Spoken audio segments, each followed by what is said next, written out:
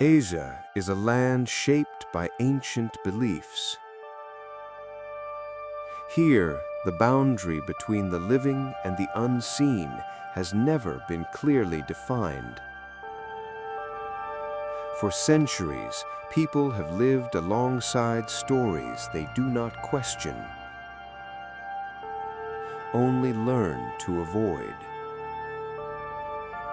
The legends you are about to hear are not meant to be proven. They are not warnings nor myths created for entertainment. They are memories passed down quietly, embedded in culture, ritual, and fear. In many parts of Asia, people do not ask whether these entities exist. They only ask one thing: have you ever walked too close to where they belong? Story 1. Pontianak in Indonesia and Malaysia. In folklore of Indonesia and Malaysia, one spirit is spoken of with particular fear. Her name is Pontianak, also known as Kuntianak. She is said to appear as a beautiful woman dressed in white, with long black hair that hides her face. In her arms, she carries a child. Pontianak is believed to be the spirit of a woman who died during childbirth or suffered a violent and unjust death. She wanders swamps, riversides, and abandoned lands, especially in regions where water and forest meet. Unlike ordinary ghosts, Pontianak is a vengeful entity. She is said to lure men with her appearance, only to reveal her true nature when it is too late. Her presence is often announced by a strange fragrance, sometimes sweet like flowers, sometimes foul like rotting flesh. In local belief, the smell of freshly washed clothes left outside at night can attract her attention. For this reason, many families avoid drying laundry overnight. There are also darker stories claiming that Pontianak can be subdued. By driving a nail into the hollow at the back of her neck, she may transform into a silent, obedient woman. But folklore warns that such control is temporary, and the price is often paid in blood. Story 2. Pishachas in India. In Hindu mythology exists a class of beings known as Pishachas. They are described as flesh-eating spirits, feeding both on the living and the dead. Pishachas are said to haunt cremation grounds, burial sites, abandoned houses, and places where violent deaths have occurred. They possess red, bulging eyes, twisted features, and veins visible beneath darkened skin. These entities are not bound by a single form. They are believed to be ancient spirits that can turn invisible, change shape, and enter the human mind. In modern folklore, Pishachas are said to linger in places filled with excess and desire, nightclubs, abandoned factories, or districts marked by despair. They feed on negative energy, seeking those who are emotionally vulnerable. Once attached, a Pishacha can influence thoughts, pushing the possessed toward violence, obsession, and madness. Suffering follows, often without explanation. Traditional belief holds that only specific mantras and rituals can drive these spirits away. In some religious ceremonies, offerings are made, not to worship them, but to keep them satisfied and distant. Story 3. The Ghost of the Hua Family in Vietnam. One of the most famous ghost stories in Saigon centers around a young woman said to haunt the corridors of what is now the Ho Chi Minh City Museum of Fine Arts. In the 1930s, the building was the private residence of Huy Bon Hoa, one of the wealthiest real estate tycoons in the city.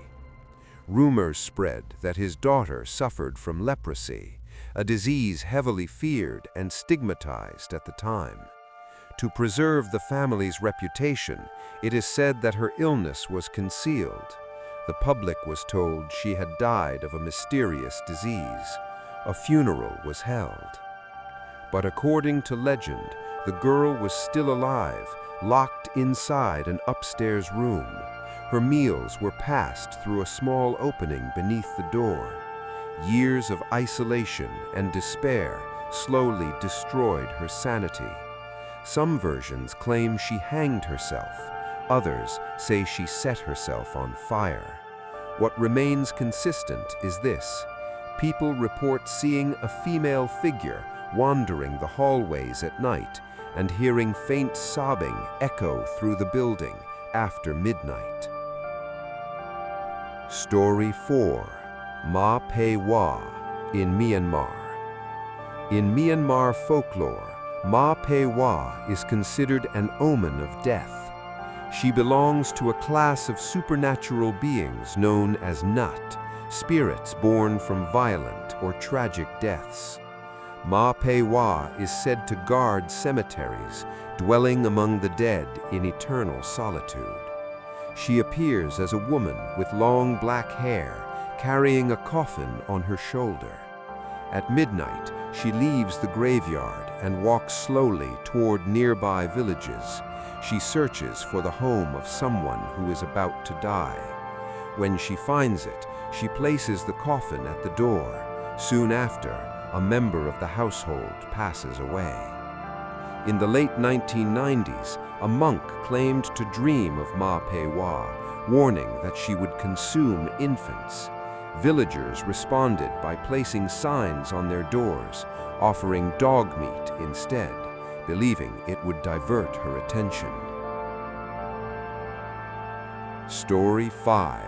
Preta in Thailand. In Thai belief, those who commit grave moral wrongs may be reborn as Preta, hungry ghosts condemned to eternal suffering. Pretas are described as towering skeletal beings with bloated stomachs and impossibly small mouths. They are always starving, unable to consume enough to ease their pain. Some legends say they feed on themselves. Others describe their cries, high-pitched wails heard in the dead of night. Pretas are usually invisible to the living and rarely attack directly. Their suffering can only be eased by acts of merit performed by the living. In Thailand, statues of Preta are sometimes placed in temples as reminders of karma and moral consequence. They exist not only to frighten, but to warn. Story 6. Kappa in Japan. In Japanese folklore, kappa are water-dwelling entities that inhabit rivers, lakes, and streams. They resemble small humanoid creatures with turtle-like shells, green scaly skin, and a hollow on their head filled with water. If the water spills, they lose their strength. Kappa are known for their love of cucumbers and their strict adherence to rules. Yet darker legends describe them dragging children and animals into the water to drown. In Shinto belief, some kappa are revered as water deities, while others are feared as dangerous spirits. They represent nature itself, both protective and cruel. Legends like these were not created to entertain. They were warnings shaped by fear, guilt, and the unknown. Across Asia, different cultures told different stories, yet the message was always the same. Some spirits punish greed, some warn of death, some are born from cruelty, silence, or forgotten suffering. Whether these stories are real or imagined no longer matters, because as long as people fear the dark, these legends will continue to exist, not in forests, rivers, or old buildings, but inside the human mind. And once a story enters the mind, it never truly leaves.